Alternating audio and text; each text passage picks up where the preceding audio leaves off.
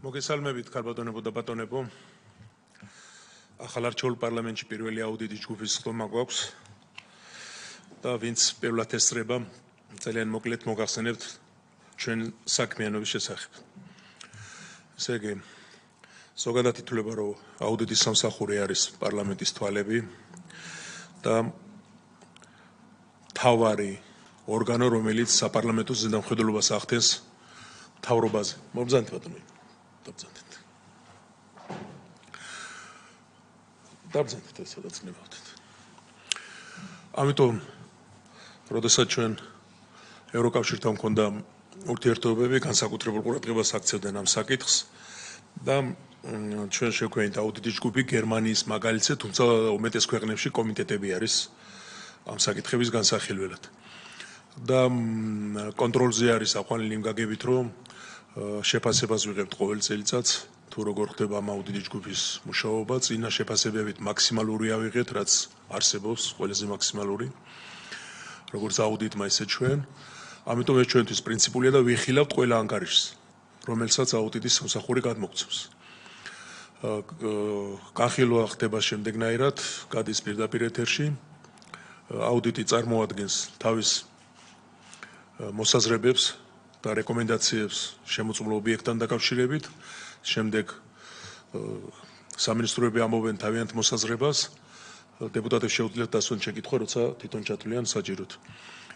ჩვენი თავიდანვე მინდა ვთქვა, რომ ჩვენი მიზანი არ არის ზოგადად ესა თუ ის სამინისტროს განხილვა. ეს ჩვენ უფლებამოსილებაში არ შედის.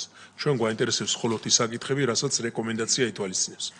ეს თვითონ სამინისტროს თუ რაღაც საკითხის განხილვის კომიტეტის ის არ ჩვენ გვაინტერესებს რეკომენდაციებთან დაკავშირებით. თუმცა შეკითხვები რაც გნებავთ, ის შეგიძლიათ დასვათ. ჩვენ ახლა ვიხილავთ სამ საკითხს. წელს ბევრი საკითხები გადმოგცეს გასახილვლად და ამიტომ გვინდა რომ ყველა მოვასწროთ რაც გვაქვს გათვალისწინებული საგაზაფხულო სესიაზე. ეს საკითხებია სეტყვათ საწინააღმდეგო სისტემების ეფექტიანობის აუდიტის ანგარიში, პერიოდი მოიცავს 22-23 წლებს, რეკომენდაცია არის გაცემული 3. შეპეს საქართველოს მელიორაციის 21-22 წლების შესაბამისობის აუდიტის ანგარიში. პერიოდი მოიცავს 21-22 წლებს, რეკომენდაცია არის 4.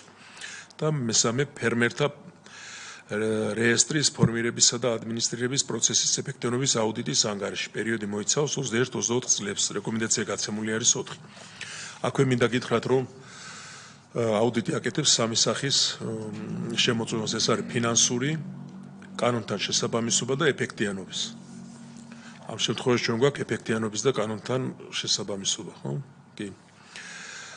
რომ გაგვიადვილდეს მუშაობა, მოგახსენებთ ვინ ესწრებას ხდომას.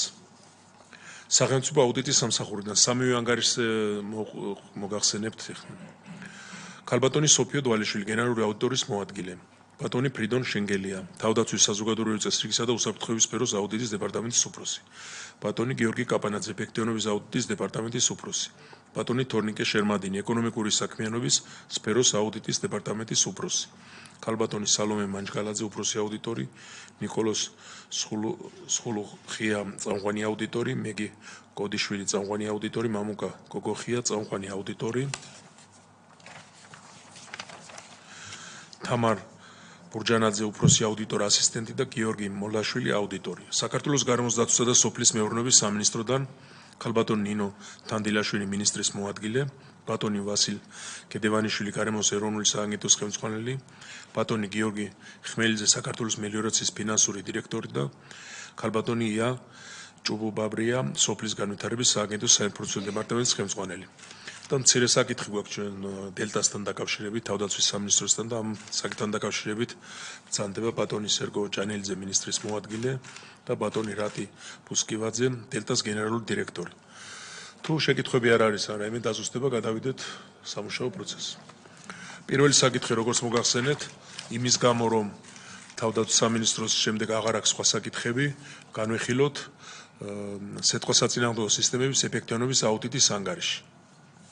ქალბატონოსობა ვინ იქნება მოხსენებელი? ან თუ ხომ არ გნებავთ წინასწარ რაიმეს თქვა? მოგესალმებით. თქვენ პრინციპში ვრცელი შესავალი გააკეთეთ, მე შესავალს აღარ გავაკეთებ და ალბათ ჯობს ვინაიდან სამი საკითხი გვაქვს განსახილველი, ტექნიკურად პირდაპირ გადავიდეთ საკითხებზე. პირველი საკითხი ეს გახლავთ სიტყვასაწინააღმდეგო სისტემის ეფექტიანობის აუდიტი. მოგეხსენებათ, ეფექტიანობის აუდიტის მიზანია სხვა პროგრამების, სისტემების ეფექტიანობის შეფასება და რეკომენდაციების გაცემა. ამ შემთხვევაში ჩვენ გავეცით სამი რეკომენდაცია, აუდიტის ობიექტები, თავდაცვის სამინისტრო და გარემოს დაცვის სამინისტრო. პრეზენტაციას წარმოგიდგენთ მეგი კოდოშვილი, წამყვანი აუდიტორი. მადლობა. მოგესალმებით, წარმოგიდგენთ სიტყვასაწინააღმდეგო სისტემების ეფექტიანობის აუდიტის ანგარიშის პრეზენტაციას. როგორც მოგახსენოთ ქალბატონმა სოფიომ, აუდიტის ობიექტებს წარმოადგენდნენ სახელმწიფო სამხედრო სამეცნიერო ტექნიკური ცენტრი დელტა, გარემოს ეროვნული სააგენტო და სოფლის განვითარების სააგენტო.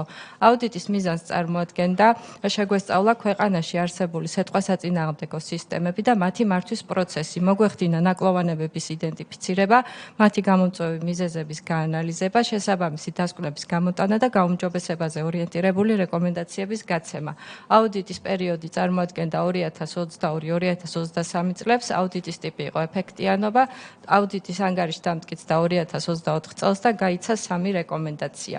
სიტყვასაწინააღმდეგო სისტემების დანერგვის და მართვის პროცესში არსებული ხარვეზები და გამოწვევები. სიტყვასაწინააღმდეგო სისტემების ეფექტიანობის სრულყოფილად შეფასების შეზღუდვები. აუდიტის ობიექტისგან ვერ იქნა მოწოდებული აუდიტის საგანთან მიმართებით სამოქმედო გეგმები და შესაბამისი შესრულების ანგარიშები.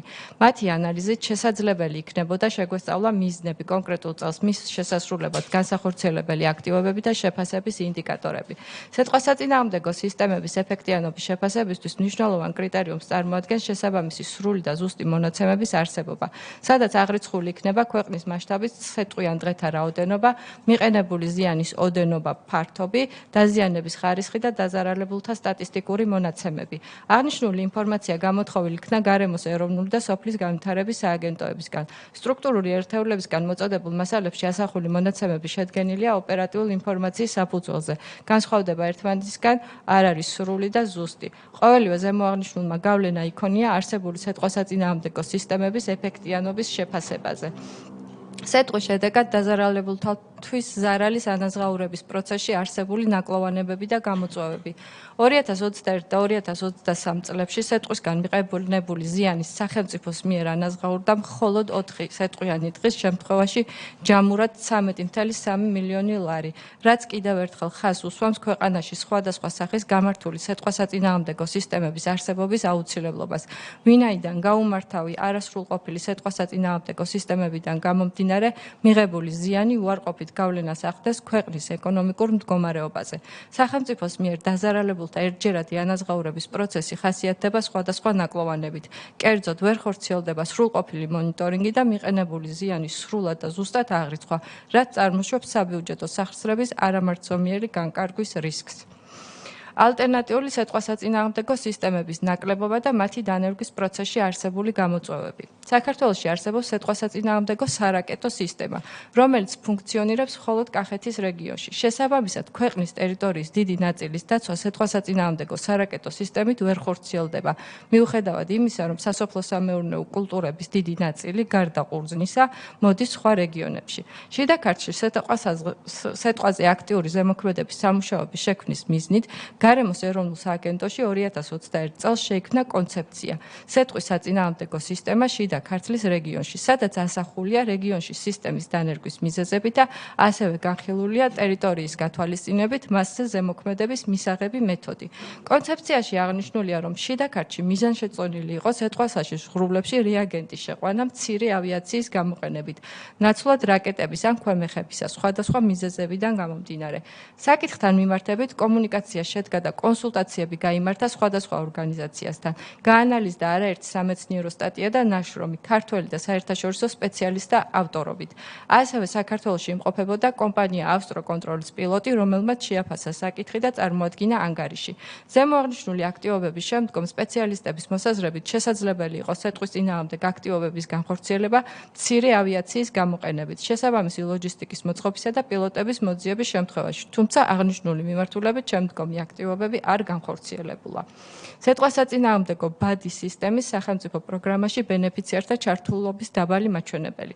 2019 წლიდან პროგრამის დანერგე მომავალი ფარგლებში საქართველოს მთავრობის დადგენილებით განისაზღვრა სიტყვასაწინააღმდეგო სისტემების მოწყობის თანადაფინანსების კომპონენტი, დაფინანსების მიღების კრიტერიუმები და წინაპირობები. აუდიტის შედეგად გამოვლინდა, რომ სიტყვასაწინააღმდეგო ბადის სისტემის მოწყობის პროგრამაში მსურველთა ჩართულობის მაჩვენებელი დაბალია, რაც სავარაუდოდ გამოწვეულია შესაბამისი სისტემის სიძვირით და სახელმწიფოს მხრიდან თანადაფინანსების მცირე ოდენობით. აღნიშნულ საკითხებთან დაკავშირებით აუდიტის სამსახურის მიერ გაიცა შემდეგი რეკომენდაცია. SIP გარემოს ეროვნულ სააგენტოს. ქვეყანაში დამატებითი სიტყვასაწინააღმდეგო სისტემების საჭიროების, არსებულის გაუმჯობესების და ეფექტიანობის შეფასების მიზნით მნიშვნელოვანია სიტყვიან დღეთა რაოდენობის სრული და ზუსტი აღრიცხვა და პროცესის განმახორციელებელ სტრუქტურულ ერთეულებს შორის ინფორმაციის გაზიარება. შემდეგი რეკომენდაცია მიეცა საქართველოს გარემოს დაცვისა და სოფლის მეურნეობის სამინისტროს და ასევე SIP დელტას. მნიშვნელოვანია სიტყვისგან მიყენებული ზიანის მინიმუმამდე შემცირებისთვის ქვეყნის მასშტაბით დასაცავი ტერიტორიების მდებარეობიდან და რელიეფიდან გამომდინარე, სხვადასხვა სახის სიტყვასაწინააღმდეგო სისტემების მოწყობის მიზნით, პროცესის განმახორციელებელმა სტრუქტურულმა ერთეულებმა კომპეტენციის ფარგლებში და საერთაშორისო პრაქტიკის გათვალისწინებით კოორდინირებულად შეიმუშაონ სტრატეგიული და სამოქმედო გეგმები. ასევე პროცესი გავრცელდეს კახეთის იმ ტერიტორიაზე, სადაც სრულყოფილად ვერ ხორციელდება სარაკეტო სისტემის გამოყენება, მაგალითად ეგრეთ წოდებული აკრძალული აზიმუტები. ორივე რეკომენდაციის შესრულების სტატუსი ამ ეტაპზე არის მიმდინარე. მადლობთ. ასე იგი, ჩვენ სულ 3 რეკომენდაცია გვაქვს და 2 არის გაერთიანებული, ხო? ქალბატონ ნინო. თქვენიდან ვინ იტყვის და რას გვეტყვით? მადლობა, ბატონ პატა, მოგესალმებით. პირველ რიგში აღნიშნავ, რომ რა თქმა უნდა ძალიან მნიშვნელოვანია ჩვენი უწყებისთვის ის ანგარიშები, რაც აუდიტის სამსახურის მხრიდან წარგვედგინება და შესაბამისად ის რეკომენდაციები, მათ შორის სიტყვასაწინააღმდეგო სისტემების ეფექტიანობასთან მიმართებაში, სადაც ჩვენი სამინისტროს უწყებებიდან 2 შესაბამისი სტრუქტურული ერთეული არის პასუხისმგებელი, ერთი გახლავთ გარემოს ეროვნული სააგენტო და მეორე უშუალოდ სამინისტრო სხვადასხვა სტრუქტურულ ერთეულებთან ერთობლიობაში.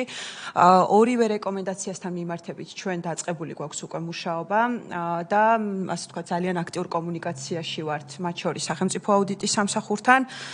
ბუნებრივად ვიზიარებთ ამ რეკომენდაციების ვალიდურობას და ამ წლის განმავლობაში აქტიურად ვიმუშავებთ იმისათვის, რომ ასე ვთქვათ, ყველა შესაბამისი ღონისძიება დავგეგმოთ ამ რეკომენდაციების შესასრულებლად. ნაწილი უკვე ასე ვთქვათ, დაგეგმვის პროცესში არის.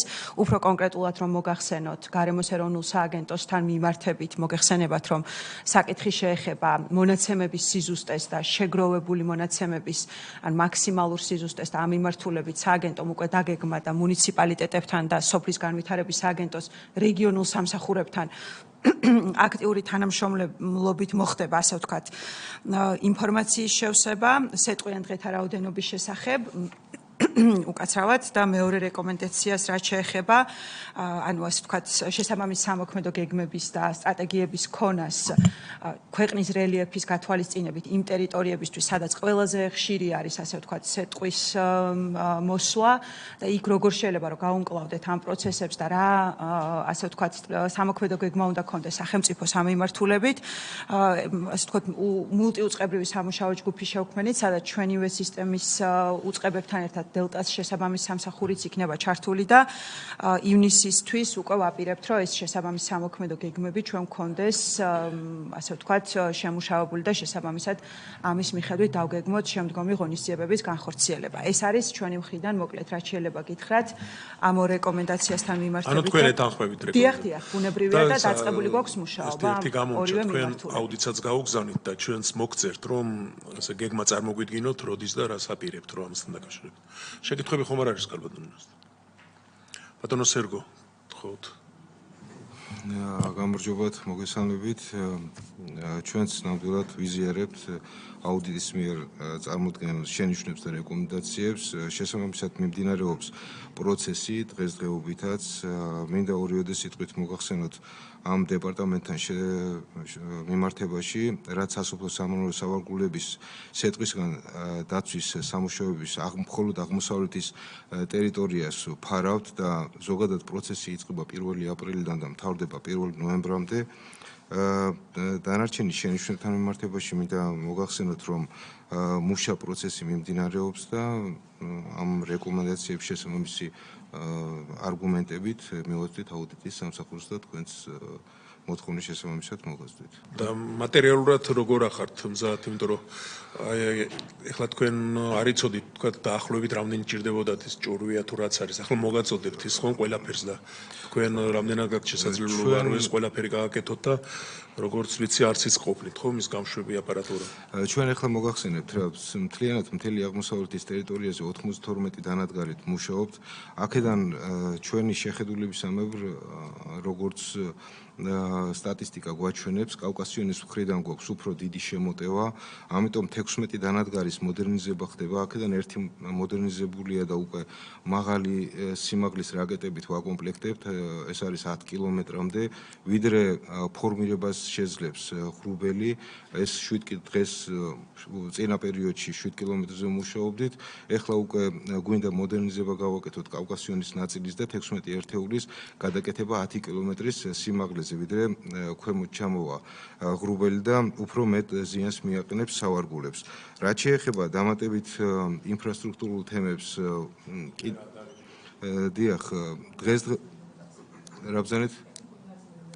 ტექნიკური ნაწილი ჩვენ გვაქვს ყოველწლიურად დაგეგმილი, რომ ყოველი სამუშაოს დასრულების შემდეგ იხსნება აბსოლუტურად ყველა დანადგარი შემოდის დელტაში, მისი მოდერნიზება, ტექნიკური გაკეთილშობილება ხდება და ისე უკან თავის ადგილებში დაბრუნება.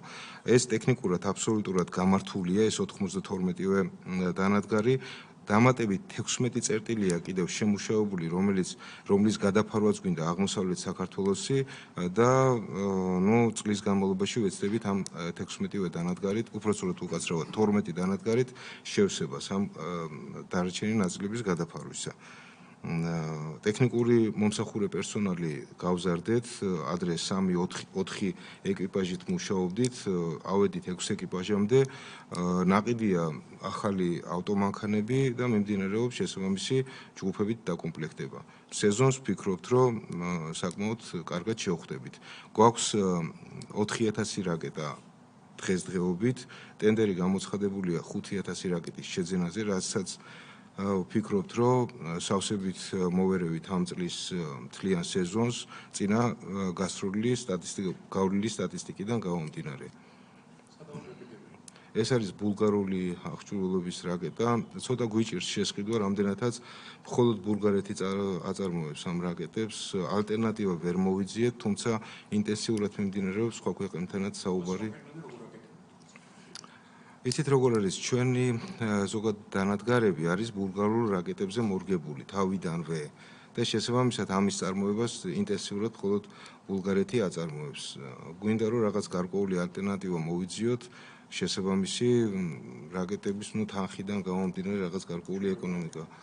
ცოტა რთულია, მანდ არის ერთი ესეთი კომპონენტი, მყარი საწვავი, რომლის წარმოებაც ძალიან ისეთი უпростоრად მისი შემადგენლობა ცოტა რთულად წარმოებადია, მიმდინარეობს ჩვენი სამეცნიერო ინსტიტუტებში მიმდინარეობს ამ კონკრეტული დანადგარის უпростоრად ამ მყარი საწვავის შექმნასთან დაკავშირებით, ვფიქრობთ, რომ წლის ბოლომდე რაღაც გარკვეული შედეგი უნდა მივიღოთ.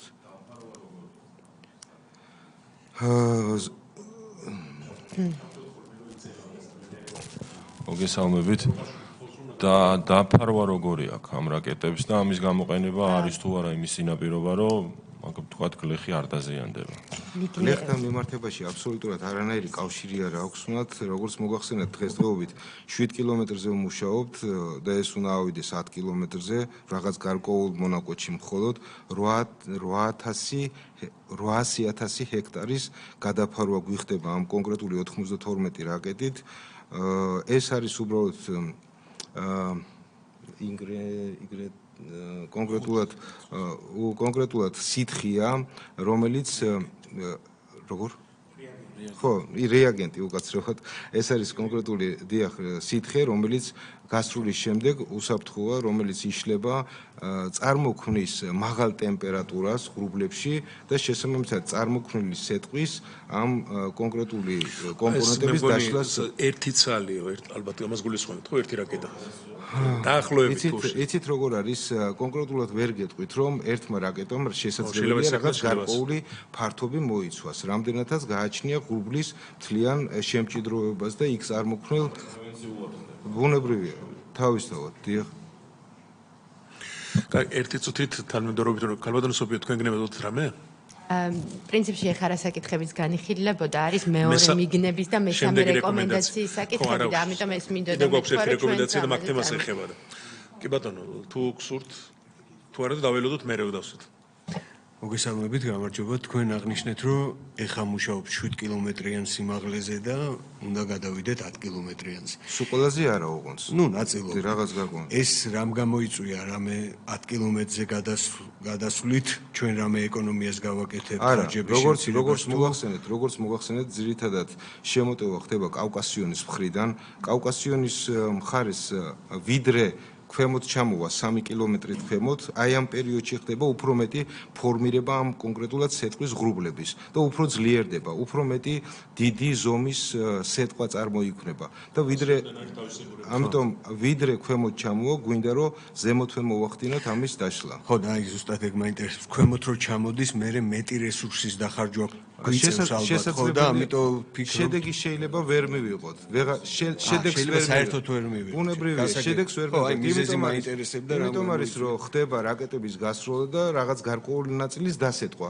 თუმცა იმ ძალით არა, მაგრამ მაინც ხდება დასეტყვა და გვინდა რომ ეხლა გავაკეთოთ პრევენცია 10 კილომეტრზე. მოგესალმებით. ძალიან საინტერესო არის ყოველთვის აუდიტის რეკომენდაციები და მისასალმებელია რომ უწყებები თანამშრომლობთ და უკვე როდესაც რეკომენდაციებს წარმოადგენთ, მთელ რიგ შემთხვევებში უკვე მიმდინარე პროცესებია და რა თქმა უნდა ამას ჩვენ მივესალმებით. ჩემი კითხვა შეეხება უშუალოდ ახლა გაგრძელება იქნება, რასაც თქვენ წარმოგვიდგენთ. აი მარტივ ენაზე ვეტყვი, ხალხში როდესაც არის სეტყვა, ყოველთვის ამბობენ რომ ხო არ დააგვიანეს, ხო შეეძლო ადრე გაესროლა ან რაღაც და ამ მიმართულებით ეხლა თქვენ რაც აღნიშნეთ 7 კილომეტრი და გაიზრდება 10 კილომეტრს. გამოიწვევს თუ არა შემცირებას, ზარალის და შეიძლებოდა თუ არა კონკრეტულ შემთხვევაში რაღაც უფრო სწრაფი რეაგირება, უფრო ადრე რეაგირების შემთხვევაში ნაკლები ყოფილიყო, თუნდაც გლეხს ქონოდა ყურძნის ზარალი. მადლობა ზიხდით კითხვისათვის. ერთ-ერთი ყველაზე მნიშვნელოვანი რაც არის და მინდა რომ ყველამ ვიცოდეთ რა. ხშირ შემთხვევაში ვიცით რომ სეტყვა უნდა მოვიდეს და ვერ ვახდენთ აბსოლუტურად ვერანაირ რეაგირებას. რამდენადაც ჩვენ ვართ მიბმული ნავიგაციასთან. ეს არის ნავიგაციას აქვს დაყოფილი ზონებად საფრენი ტერიტორიები. შესაბამისად შემიძლია მე გითხრათ რომ კი არა, უბრალოდ კითხვას თუ რატო ვერ მინდოდა უბრალოდ მეთქვა, ვერ ვახერხებთ სროლას, ვინაიდან იქ არის საფრენი ხაზი და შესაბამისად ამ საფრენი შეიძლება რამოდენიმე ათეული კილომეტრის იქით იყოს თვითმფრინავი და ჩვენ შეგვიძლია რომ ვისროლოთ და დავშალოთ, მაგრამ არ გვაძლევს ნავიგაცია ამის საშუალებას. რა ჩვენ ვთხოვეთ კიდევაც რომ იქნება ზოლების შემცირებები მოვახდინოთ, რაღაც გარკვეული ზონები შევცვალოთ, მაგრამ როგორც მითხრეს, ევროსტანდარტია ეს ევროკავშირთან შეთანხმებულია და ამიტომ ვერ ვახერხებთ ამ პროცესში ცვლილებას. ისა მოდი ამ თემაზე თუ არის ძალიან უბრალოდ უფრო მეტი ინფორმაცია გვექნება. თუ სხვა არის, მაშინ ეს მესამე რეკომენდაცია და უფრო სრულყოფილი რომ იყოს შეკითხვის. სეტყვასაწინააღმდეგო სარაკეტო სისტემის მართვის პროცესში არსებული ნაკლოვანებები და გამოწვევები. მეტეოროლოგიური რადიოლოკაციური სადგური მონაცემებს იღებს სეტყვის წარმომშობი ღრუბლის შესახებ. სპეციფიკური ალგორითმის გამოყენებით პროგრამა ყველა ამ მონაცემს ამუშავებს და დაუყოვნებლივ აგზავნის მართვის ცენტრში, რომელიც წარმოადგენს პერსონალისთვის განკუთვნილ ადგილს, სადაც ამინდის რადარებიდან და რაკეტების გამშვები ადგილებიდან მიღებული ინფორმაციის მოგროვება და გადამუშავება ხდება. ინფორმაციის გადამუშავების შემდეგ მართვის ცენტრიდან საქაერო ნავიგაციის ნებართვით ხდება შესაბამისი სასიცხლე წერტილების შერჩევა და ღრუბლის სარაკეტო დამუშავება. სეტყვისგან დასაცავად კახეთის რეგიონში დღის მდგომარეობით განთავსებულია 92 ერთეული სარაკეტო გამშვები დანადგარი. სარაკეტო გამშვები განთავსებულია სპეციალურად შემოღობილ ტერიტორიაზე, მისი კვება ავტონომიურია და ბზის პანელებით ხდება. გამშვებ მოწყობილ 26 ერთეული სეტყვისაწინააღმდეგო რაკეტა. მოწოდებული ინფორმაციით ბოლო წლებში სეტყვასაწინააღმდეგო სარაკეტო სისტემის ფუნქციონირებისათვის გაწეული ხარჯი მზარდი დინამიკით ხასიათდება. 2020-2024 წლის 11 თვის განმავლობაში აღნიშნულმა ხარჯმა სულ 38.6 მილიონი ლარი შეადგინა. დელტას მიერ ვერ იქნა წარმოდგენილი სიტყვასაწინააღმდეგო სისტემის კონცეფცია, სადაც დეტალურად იქნებოდა განსაზღვრული სისტემის მოწყობის და შემდგომი განვითარების ეტაპები. სიტყვასაწინააღმდეგო სარაკეტო სისტემის ფუნქციონირებისათვის საწყის კომპონენტს წარმოადგენს მეტეოროლოგიური რადიოლოკაციური სადგური რადარი. მისი მწყობრიდან გამოსვლის შემთხვევაში სისტემა ხდება უფუნქციო. დღეის მდგომარეობით არსებობს მხოლოდ ერთი რადარი, რომელიც სისტემის ფუნქციონირების დაწყების დღიდან მუშაობს სრული დატვირთვით. ამ ეტაპზე მისი საგარანტიო ვადა ამოწურულია და იმყოფება პოსტგარანტიულ მომსახურებაზე. რადარის ტექნიკური მომსახურება ხორციელდება გერმანელი სპეციალისტების მიერ. აუდიტის შედეგად გამოვლინდა, რომ სპეციალისტების მიერ გაცემული მნიშვნელოვანი რეკომენდაციები მეორდება სხვადასხვა წლის მოხსენებებში და მათი აღმოფხვრა ხორციელდება დაგვიანებით.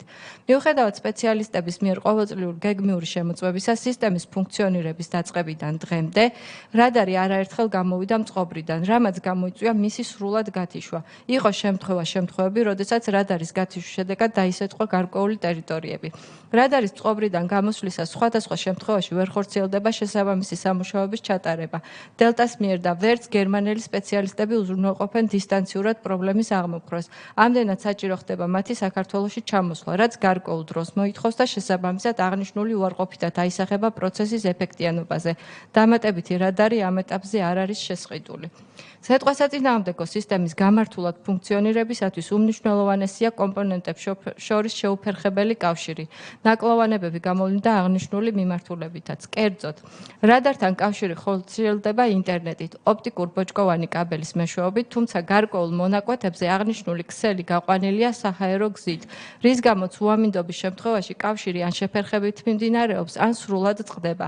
იყო შემთხვევები, როდესაც სეტყვი ან ღრუბელზე ზემოქმედება ვერ განხორციელდა, რადგან საცეცხლე დანადგარი არ იყო კავშირზე, რაც გამოწვეულია სხვადასხვა მექანიკური დაზიანებით, უამინდობით, ასევე მობილური ოპერატორის ანძების განლაგებით და მისი სხვადასხვა სისტემური თანდევი ოპერაციებით. სიტყვასაწინააღმდეგო დანადგარის ზემოქმედების ეფექტიანობა დამოკიდებულია იმაზე, თუ რა სიმაღლით და მანძილითაა დაშორებული ღრუბელი.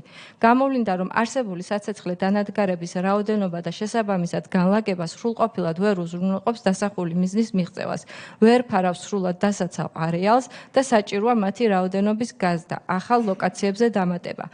დანადგარების სიმცირესთან ერთად მათ ნაწილს გააჩნიათ ეგრეთ წოდებული აკრძალული აზიმუტები, რაც გულისხმობს, რომ ღრუბელზე ზემოქმედება ვერ განხორციელდება სხვადასხვა მიმართულებით, მუნიციპალური და კულტურული მემკვიდრეობის ცენტრები.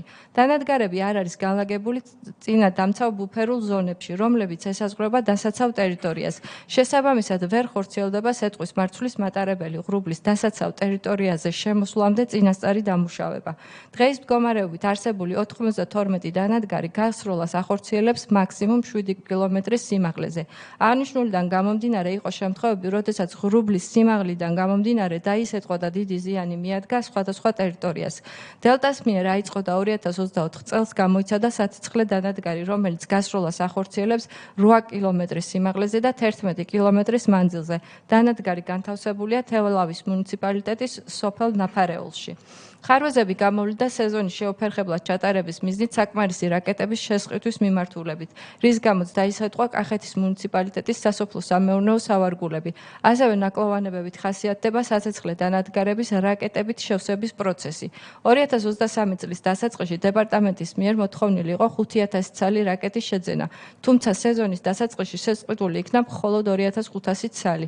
აღნიშნულიდან გამომდინარე მეტეოროლოგიურად აქტიურ პერიოდში წარმოიქმნა რაკეტების დეფიციტი. კერძოდ 18-19 ივნისს სეტყვის მოსვლის ალბათობა იყო 100%, ხოლო რაკეტების გამშვებ სისტემაში ჩატვირთული იყო მხოლოდ 353 რაკეტა. მაშინ, როდესაც იმ დროისთვის არსებულ 90 დანადგარის სრულად დასაწენად საჭირო იყო 2340 ერთეული რაკეტა, ანუ თითქმის 7-ჯერ მეტი. გამოვლინდა შემთხვევები, როდესაც საცეცხლე დანადგარებში რაკეტები არ არის ჩატვირთული სრული რაოდენობით. ამასთანავე არის შემთხვევები, როდესაც აქტიური ზემოქმედების პროცესში დანადგარებში ამოიწურა რაკეტები. აღნიშნული ძირითადად გამოწვეულია თანამშრომელთა სიმცირით. კერძოდ 92 საცეცხლე დანადგარის რაკეტებით შევსებას დღეის მდგომარეობით უზრუნველყოფს 4 ჯგუფი. ჯამში 13 პირი, რაც არასაკმარისია. ამასთანავე ერთი ჯგუფი შედგება 4 სპეციალისტისგან, ანუ არსებული ჯგუფები სრულად არ არის დაკომპლექტებული. აღსანიშნავია ის გარემოება, რომ დანადგარების რაკეტებით შევსება შესაძლოა საჭირო გახდეს დღეღამის ნებისმიერ დროს და ძირითადად ცუდი ამინდის პირობებში. ამასთანავე დანადგარები განლაგებულია კახეთის რეგიონის სხვადასხვა წერტილში, ძირითადად რთულ რელიეფზე, რაც პროცესს კიდევ უფრო ართულებს. სეტყვიან ღრუბელზე ზემოქმედების მოხდენის დაწყებამდე საჭიროა ნებართვა საქაერო ნავიგაციისგან. ხშირია შემთხვევები, როდესაც მიღებული შეზღუდვის გამო დეპარტამენტმა ვერ განახორციელა დაკისრებული მოვალეობა. ზემოქმედება მოეხდინა სეტყვის წარმოშობ ღრუბელზე. საქაერო ნავიგაციისგან აკრძალვები განსაკუთრებით გავლენას ახდენს თბილისის საერთაშორისო აეროპორტთან არც თუ ისე ახლო მდებარე კახეთის რეგიონის ტერიტორიებზეც. აღნიშნულიდან გამომდინარე კიდევ უფრო გაზრდის შეზღუდვებს ქალაქ თელავის აეროპორტის ამოქმედება, რომელიც დღეის მდგომარეობით გათვალისწინებულია მხოლოდ ქვეყნის შიდა ფრენებისთვის. ზემოაღნიშნული გარემოებიდან გამომდინარე სეტყვასაწინააღმდეგო დანადგარები მათი ტექნიკური შესაძლებლობების ფარგლებშიც ვერ უზრუნველყოფს მაქსიმალურ პროდუქტიულობას, რაც წარმოშობს ფერმერთა ზიანის რისკებს. აღნიშნული საპასუხოდ აუდიტის სამსახურის მიერ გაიცა შემდეგი რეკომენდაცია. სეტყვასაწინააღმდეგო სარაკეტო სისტემის ეფექტიანი ფუნქციონირების მიზნით მნიშვნელოვანია განხორციელდეს შესაბამისი აქტივობები. უზრუნველყოფილი იქნეს სეზონის განმავლობაში მეტეოროლოგიური რადარის გამართული ფუნქციონირება, ეგრეთ წოდებული მკვდარი ზონის არეალის დაფარვა და რადარის წყობრიდან გამოსვლის შემთხვევაში სხვა ალტერნატიული ქმედებები, რათა სისტემა არ გახდეს უფუნქციო. განხორციელდეს შესაბამისი სამუშაოები, რაც უზრუნველყოფს სეტყვასაწინააღმდეგო სისტემის კომპონენტებს შორის შეუფერხებელ ინტერნეტ და რადიო კავშირს. დასაცავი არეალის ფართობის, სპეციფიკის და აკრძალული აზიმუტების გათვალისწინებით განხორციელდეს დამატებითი სასიცხლე დანადგარების განთავსება შესაბამის წერტილებში, მათ შორის ეგრეთ წოდებულ ბუფერულ ზონებში. ამასთანავე განხორციელდეს შესაბამისი სამუშაოები სასიცხლე დანადგარების და რაკეტების უფრო შორ მანძილსა და სიმაღლეზე ზემოქმედების არეალის გაზრდის მიზნით.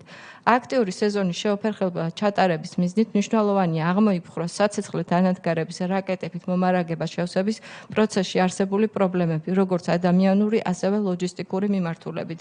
წლების განმავლობაში საქაერო ნავიგაციის აკრძალვების რაოდენობის მასშტაბის და შედეგად მიყენებული ზიანის ანალიზით დაყრდნობით შეფასდეს თელავის აეროპორტის ამოქმედების გავლენა პროცესზე.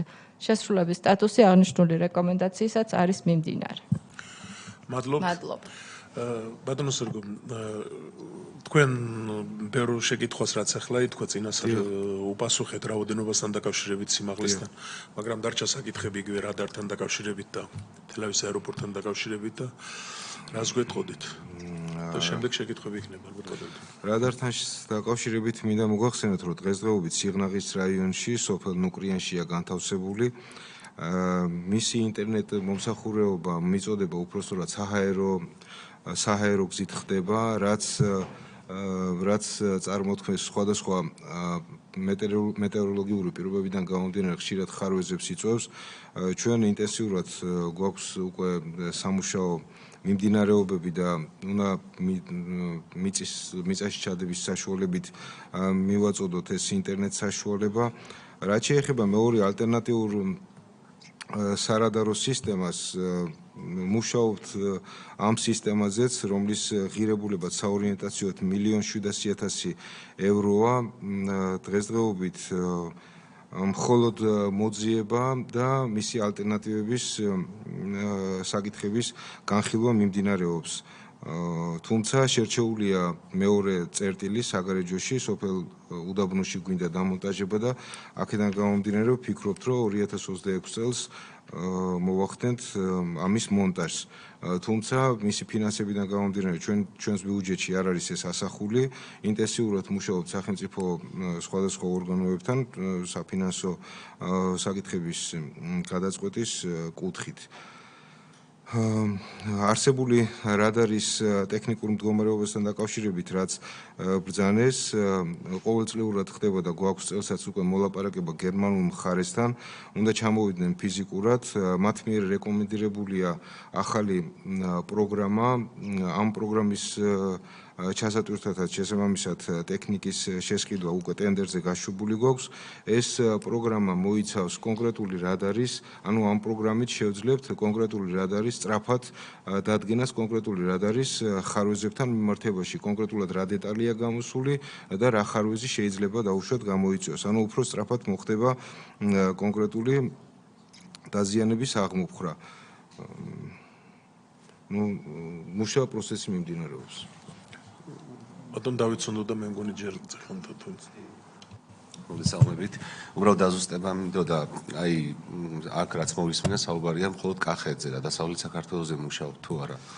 იცით, ჩვენ გქონდა პროექტი გაკეთებული ქვემო ქართლის მიმართულებით, იმიტომ რომ იქაც საკმაოდ ბევრი სავარგულებია, თუმცა ამ ეტაპისათვის მაგ მიმართულებით არ გვაქვს ინტენსიური, გვაქვს ჩვენი მონახაზი, იქ საკმაოდ მაგ მიმართულებით პროექტს რამოდენიმე ათეული მილიონი ჭირდება და ამ მიმართულებით ჯერ არ გვაქვს კონკრეტული ნაბიჯები გადადგმული. გასაგებია, ანუ ერთი დეტალი მინდა მოგახსენოთ.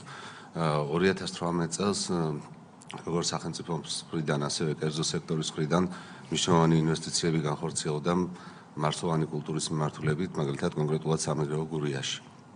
და 2024 წლებში მნიშვნელოვანი ზარალი განიცადეს ფერმერებმა, 100-მდე კომპანია არის მონაწილე ამ პროცესში და უბრალოდ კარგი იქნება თუ მოკლევას, როგორც გაბატონმა ნინომ თქვა, საინფორმაციო ცენტრებიდან მივიღებთ ინფორმაციას, მე კონკრეტულად ვიცი, იმიტომ რომ იმ პერიოდში ვიმყოფებოდი რეგიონში და დაახლოებით მარტ-აპრილში ქონდა სეტყვა, რომელმაც მნიშვნელოვანი ზარალი მიაყენა ჩვენს როგორც კერძო სექტორს, ასევე ინდივიდუალურ მოსახლეობას, ვისაც აქვს გაშენებული 1-დან 3 ჰექტრამდე.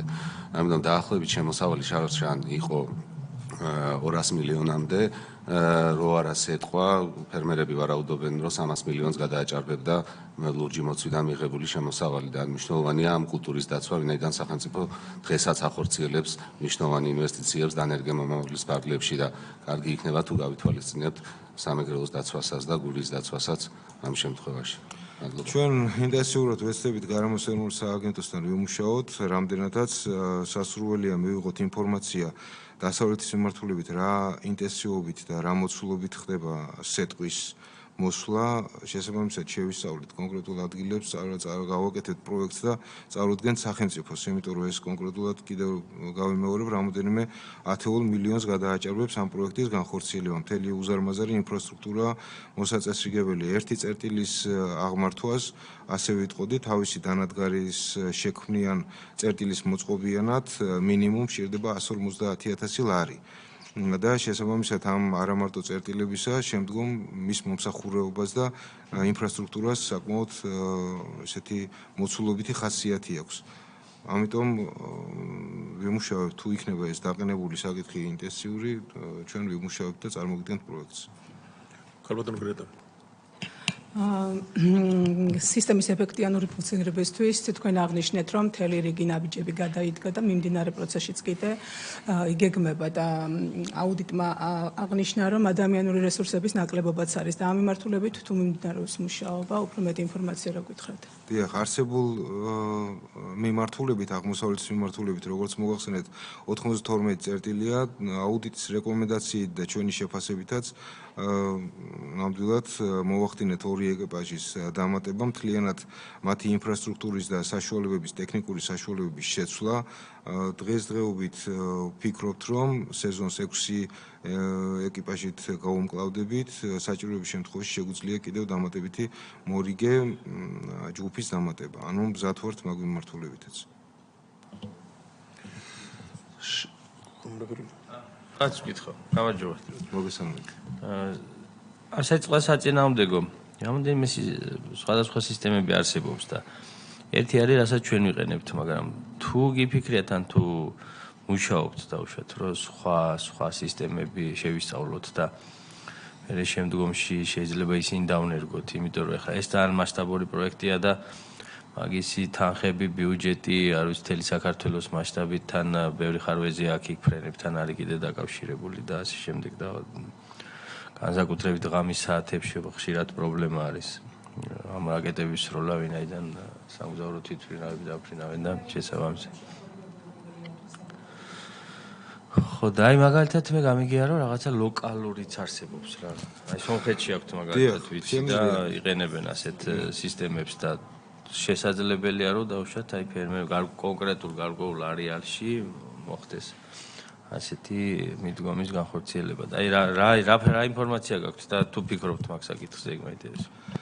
ჩვენ მოგახსენებთ 2024 წლის სადაც მეორე კვარტალი იყო თუ არ ვცდებით, სწორედ ეგ მაგ საკითხზე დავიწყეთ მუშაობა. არსებობს მართალი ბრძანდებით რამოდენიმე სისტემა, გერმანია მაგალითად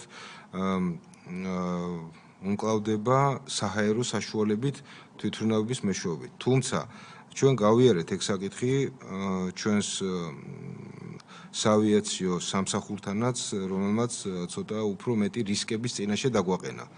და შეიძლება მაგ დროს მოხდეს ჭექა-ქუხილი და მოხდეს ამ საფრენი აპარატის ჩამოგდება. ამიტომ მაგ რისკისკენ ვერ წავედით. მეორე საშუალება იყო ასეთი სომხური საშუალება, სომხები როსაც იყენებენ, ასე ვიტყოდი. ეს არის მხოლოდ მცირეოდენ ფართობზე შეიძლება ამის გამოყენება არც კი 1 გექტარზე. ეძახიან ხო რაღაც ესეთი უცნაური გაზის მეშვეობით ახდენენ, გაზის გამონაბოლქვის მეშვეობით ახდენენ ამ ყველაფრით დაცვას, მხოლოდ აი როგორც წარმოვიდგინეთ, რაღაც გარკვეულ პერიმეტრს ჯავშანი რო გადააკრათ თავზე. რამდენად უსაფრთხოა ეს შემდგომი მე ამ კონკრეტული სავარგულისათვის ეს ჩვენთვის უცნობია. ამიტომ ფიქრობთ რომ და საკმაოდ ძვირადღირებულია. ამიტომ ფიქრობთ რომ ჯერჯერობით ალტერნატიულ ნაწილში ვერ ვართ მთლად ბოლომდე მყარად. პასუხი რო გაგცეთ რა. კოლეგებო, შეკითხვები თუ არ არის, ესე იგი ჩვენ ჩამოვყალიბდეთ მაშინას რეკომენდაციებთან, როგორც ხვდები, პრეტენზია აუდიტს არ აქვს და თქვენ წარმოადგენთ გეგმას, რას ფიქრობთ, მაგრამ მე ერთი თხოვნა მაქვს, აი ახლა ვამბობთ, 2 სამინისტროა, იმიტომ ჩვენ ვთხოვთ ხოლმე მინისტრის მოადგილეებს და უფრო დაბლა არ ჩავდივართ, რომ პოლიტიკას წყვეტს მინისტრი და მოადგილეები. აქ გძანდებით, ჩვენ ვართ საფინანსო საბიუჯეტო კომიტეტი. აი თუ გასაკეთებელია რამე და თანხარ გამოსაყოფი გამოვყოთ, ოღონ უნდა შემუშავდეს ერთობლივად. რამდენი გვინდა, რა გვინდა, რა უნდა დავიცვათ და რა აპარატი უნდა ამას, რომელი ჯობია გერბატონო გენომაც თქვა და გთხოვთ რომ ჩვენც მოგეხმარებით აქ გკიცდება ხო ბიუჯეტი თქვენ წარმოადგენთ ჩვენ ვამტკიცებთ და ერთობლივად გადავწყვიტოთ ოღონ ეფექტიანი რომ იყოს და მინიმალური დანახარჯებით. აი იმ რეკომენდაციების გარდა რაც გაიცა და ისიც მოიცავს ამას გთხოვთ რომ ამ კუთხით ორივე სამინისტრო მიმუშაოთ და დიდი თხოვნა მექნება.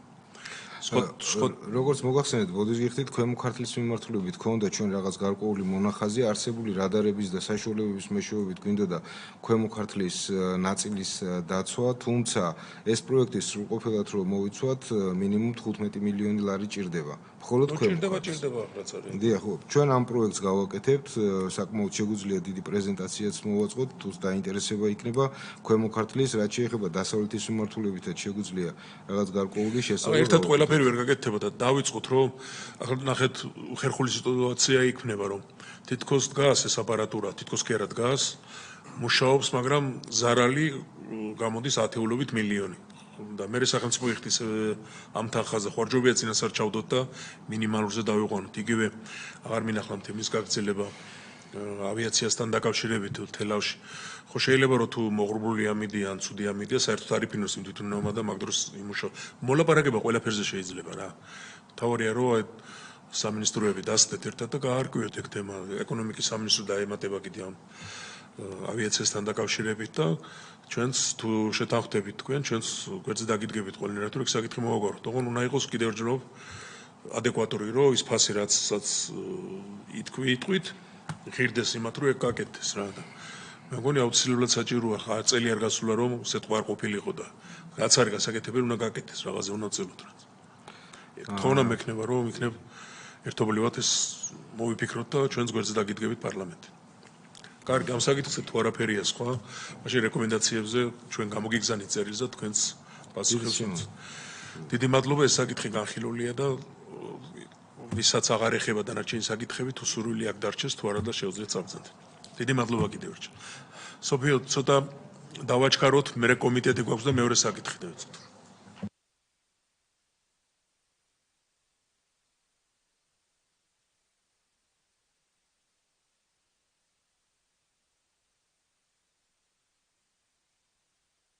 ისა მე წეხან თქვი და კიდევ ერთხელ გავიმეორებ ჩვენ ახლა აი რაც მოხდა ამასთან დაკავშირებით გავაგზავნით წერილს რომ აღნიშნავთ რომ ისინი ეთანხმებიან რეკომენდაციებს და უკვე გაწერილი ფორმით როდის რა და როგორ 3 თვის განმავლობაში უნდა მოგვივიდეს კი გასაზრული არ 3 თვეში კი არ უნდა მორჩონ ჩვენ უნდა გამოგვიგზავნოს სამოქმედო გეგმა სადაც იქნება გაწერილი ეს ყველაფერი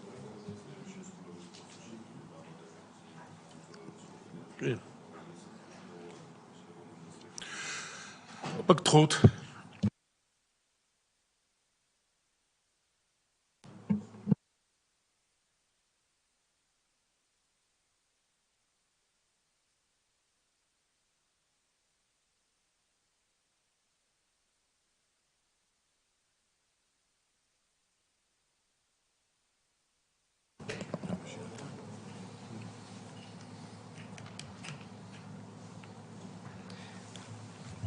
მოგესალმებით. წარმოგიდგენთ შპს საქართველოს მელიორაციის 2 წლის შესაბამისობის აუდიტის ანგარიშის რეკომენდაციებს და მიგნებებს. აუდიტი ეხებოდა 2021-2022 წლებს, დამტკიცდა გასული წლის ივნისში და გაცემულია 4 რეკომენდაცია. ძირითადი მიმართულებები იყო ბიუჯეტისა და ბიზნეს გეგმების დაგეგმა და მათი შესრულების საკითხები, სახელმწიფო შესყიდვები, აქტივების მართვა და განკარგვა, კომპანიის მიერ გაწეული მომსახურებები და შრომის ანაზღაურება. როგორც მოგახსენეთ, გაცემულია 4 რეკომენდაცია და ამ რეკომენდაციებთან დაკავშირებულ მიგნებებს წარმოგიდგენთ. პირველი ეხება ბიზნეს გეგმების განხილვის და დამტკიცების საკითხს. 2021-22 წლებში მოქმედი ბიუჯეტების და ბიზნეს გეგმების პროექტები სამეთვალყურეო საბჭოს და შესაბამისად წილის მმართველს შესათანხმებლად წარედგინა წესდებით და კომპანიის დირექტორის ბრძანებით დადგენილი ვადების დარღვევით. 2021 წელს 7 თვის დარღვევით, ხოლო 2022 წლის შემთხვევაში 2 თვის დარღვევით. ამასთანავე კომპანიაში 2021-22 წლებში მოქმედი ბიუჯეტები და ბიზნეს გეგმები არ იყო დამტკიცებული წესდების შესაბამისად.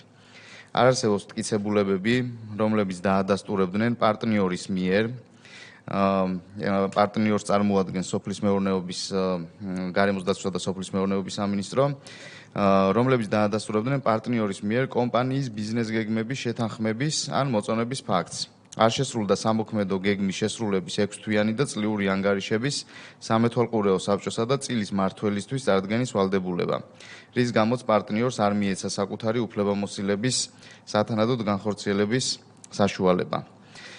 მეორე მიგნება ეხება პირგასამტეხლოების საკითხს. კომპანიის მიერ კონტრაქტორებთან სამშენებლო სარეაბილიტაციო სამუშაოებისთვის გაფორმებულ ხელშეკრულებებში პირგასამტეხლოს დარიცხვის მუხლი დეტალურად არ განსაზღვრავს ვადაგადაცილებული დღეების გაანგარიშების წესს.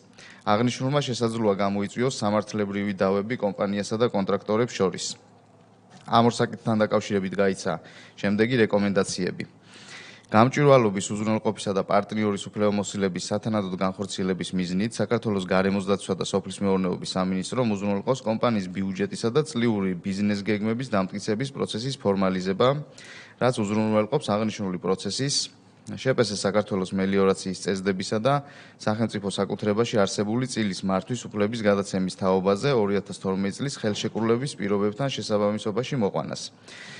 და რეკომენდაცია მეორე. საქართველოს მელიორაციამ სამშენებლო სარეაბილიტაციო სამუშაოებზე ვადაგადაცილებული დღეების და შესაბამისი პირგასამტეხლოს გაანგარიშებისთვის შეიმუშაოს შესაბამისი მიდგომა სამართლიანობისა და მართლზომიერების პრინციპების გათვალისწინებით. მიზანშეწონილია, რომ ხელშეკრულებაში დეტალურად გაიწეროს, თუ რომელი დოკუმენტაციის და მეთოდის საფუძველზე განხორციელდება შესრულებული სამუშაოების თარიღების დადასტურება და შესაბამისი პირგასამტეხლოს გაანგარიშება. ეს არის პირველი ნაწილი. გაერთიანებულია 2 რეკომენდაცია. ქალბატონ ნინო, თქვენ ბრძანებთ თუ სხვა, შეგიძლიათ სხვა თუ სურვილი გაქვთ მოგეხსენებთ და ბატონ ესე იგი მელიორაციის წარმომადგენელსაც ვთხოვ შემდგომ დეტალებისთვის. პრინციპში ესე ვთქვათ მნიშვნელოვანია აღინიშნოს რომ პირველ რეკომენდაციასთან მიმართებით ჩვენი ასე ვთქვათ მელიორაცია ძალიან აქტიურად მუშაობს და შესაბამისი ბიზნეს გეგმის ფორმები ფაქტობრივად მომზადებული გახლავთ, რომელიც ამ თვეში წარმოედგინება მინისტრს უკვე დასამტკიცებლად და გარკვეულწილად ფორმალიზდება ის საკითხები, რაზეც აუდიტის სამსახური მიუთითებს თავის რეკომენდაციაში და შესაბამისად ამასთან მიმართებით, რა თქმა უნდა, ინფორმაციაც წარედგინება დამატებით აუდიტის სამსახურს. რაც შეეხება მეორე რეკომენდაციას, თქვენ ხედავთ, რომ ამ რეკომენდაციის შესრულების სტატუსი უკვე მინიჭებული აქვს, შესაბამისად ამ მიმართულებით მელიორაციამ ძალიან აქტიურად იმუშავა და პირგასამტეხლოსთან დაკავშირებული პირობა, ასე ვთქვათ, უნიფიცირებული პირობა, რომელიც აუცილებელია, რომ სახელშეკრულებო ვალდებულებებში იყოს დეტალურად გაწერილი, ეს ჩამოყალიბებული გახლავთ და შესაბამისად სწორედ აქედან გამომდინარე გამოიყენება ყველა კონტრაქტთან მიმართებით, რომელსაც მელიორაცია აფორმებს, ამიტომ ამ რეკომენდაციას აუდიტის სამსახურის მხრიდან მინიჭებული აქვს შესრულების სტატუსი, დეტალებზე მოგვახსენებს დამატებით მელიორაციის წარმომადგენელი. მადლობა. ერთი წუთით მოდიჟავდეთ. შეკითხვები ხომ არ არის ამ თემაზე? მაშინ მოკლედ, იმიტომ რომ რა ჩვენთვის თავარია რომ შეასრულებთ და დეტალები მოგესალმებით. რაც შეეხება პირველ რეკომენდაციას, სწორედ იმიტომ რომ ბიზნეს გეგმა როგორც ასეთი დამტკიცებული არ იყო, ბიზნეს გეგმის წარდგენის ფორმები და ვალდებულებები, მოგეხსენებათ, საქართველოს მელიორაცია არის შეპესე, სხვა სპეციფიკაა, ჩვენ არა ვართ ხარჯავი, ჩვენ გვაქვს საკუთარი შემოსავლები და ჩვენი ბიზნეს გეგმა საკუთარი შემოსავლების უდიდეს ნაწილსაც გულისხმობს. აქედან გამომდინარე, ეს იყო საცნობარი ხასიათის, თუმცა აუდიტის სამსახურმა მოითხოვა, რომ ეს საცნობარი ხასიათის მიცემოდა ოფიციალური სახე, დღეს ჩვენ მუშაობთ, ფაქტიურად შევჯერდით ინფორმებზე, რა ფორმებზეც უნდა მოიცავდეს ბიზნეს გეგმა და წარდგენის ვადებზეც, ალბათ უახლოეს მომავალში ეს თემა შესრულებული იქნება და მიეცემა სტატუსი შესრულებული. რაც შეეხება პირგასამტეხლოს, აქ ჩვენ საქართველოს მელიორაციას თავრობის განკარგულების სპეციალისტ მოქმედებს და სხვადასხვა მიდგომები იყო, მიღება ჩაბარებიდან, ინსპექტირების ანგარიშიდან და დღეს ჩაემატა მუხლი ყველა ხელშეკრულებას, პირგასამტეხლო და ვადაგადაცილებული დღეების რაოდენობა დაითვლება, ინსპექტირების ანგარიში ზედამხედველი ინსპექტირების ექსპერტის მიერ დამტკიცებული ვადებით, როდის დავთავდა სამუშაო იმის გათვალისწინებით და ეს ყველა კონტრაქტში შევიდა მიუხედავად მისი შესყიდვის ფორმის, ეს იქნება შესყიდვების შესახებ კანონის რეგულირების სფეროში თუ ეს იქნება სპეცწესით. მადლობა, ვხედავთ რომ აუდიტიც გეთანხმებათ რომ შესრულებული ოწერია და დიდი მადლობა. გავაგრძელოთ მაშინ შემდეგი რეკომენდაციები, რადგან შეკითხვები არ აქვს. შემდეგი საკითხი ეხება აქტივების რეგისტრაციის საკითხებს. შინაგან საქმეთა სამინისტროს მომსახურების სააგენტოს რეესტში დაფიქსირებული 390 ერთეული სატრანსპორტო საშუალებიდან 34 ერთეული არ იძებნება კომპანიის რეესტში. ხოლო კომპანიის ბალანსზე რიცხული 425 ერთეული სატრანსპორტო საშუალებიდან 69 ერთეული არ ფიქსირდება იგივე სააგენტოს რეესტში. ასევე ძირითად საშუალებებთან უძრავ ქონებასთან დაკავშირებით საჯარო რეესტრის ეროვნული სააგენტოს მიერ წარმოდგენილ რეესტში დაფიქსირებული 1035 ერთეული უძრავი ქონებიდან 62 ერთეული არ იძებნებოდა კომპანიის რეესტში, ხოლო კომპანიის რეესტში დაფიქსირებული 993 ერთეული უძრავი ქონებიდან 10 ერთეული არ იყო საჯარო რეესტრის ეროვნულ სააგენტოში დარეგისტრირებული. ყოველივე ზემოაღნიშნული მიუთითებს კომპანიის ფლობელობაში არსებული ქონების აღრიცხვის ნაკლოვანებებზე.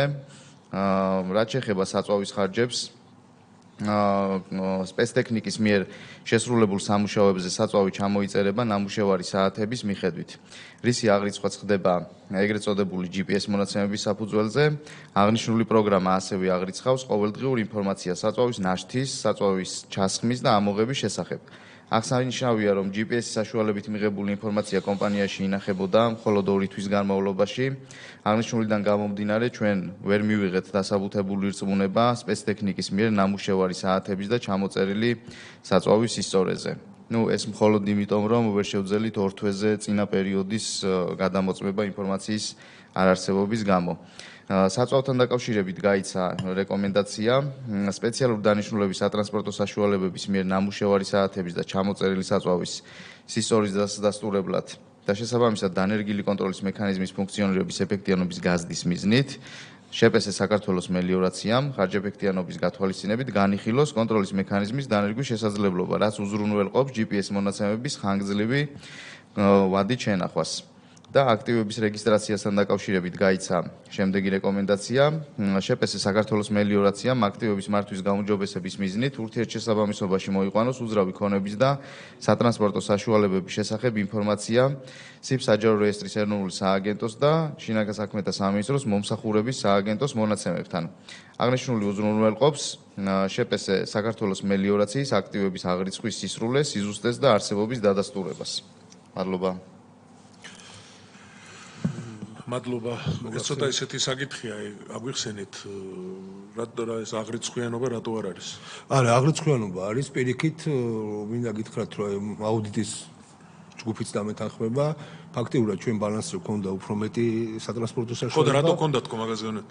ყველა ეს სატრანსპორტო საშუალებები ხო მოძრავი გვაქვს ტექნიკური პასპორტი, მაგრამ მომსახურების სააგენტოს ქონდა თვითონ ბაზებში პრობლემები. გამოვითხოვეთ ეს ანუ იმათი ბრალია ასე ვთქვით ხო? ნუ დამეთანხმება ეს ბატონი მამუკა, რომ ფაქტიურად ჩვენ წარუდგინეთ ყველა სატრანსპორტო საშუალებაზე ტექნიკური პასპორტი გაცემული მოძრაობა. ანუ არეგისტრირეთ ყველაფერი და ყველაფერი გასწორებულია? თვითონ მომსახურების სააგენტოს ბაზებს ჰქონდათ პრობლემა, გაასწორეს, სათითაოდ გავიარეთ და სატრანსპორტო კუთხით ეს პრობლემა დახურა. ასე არის?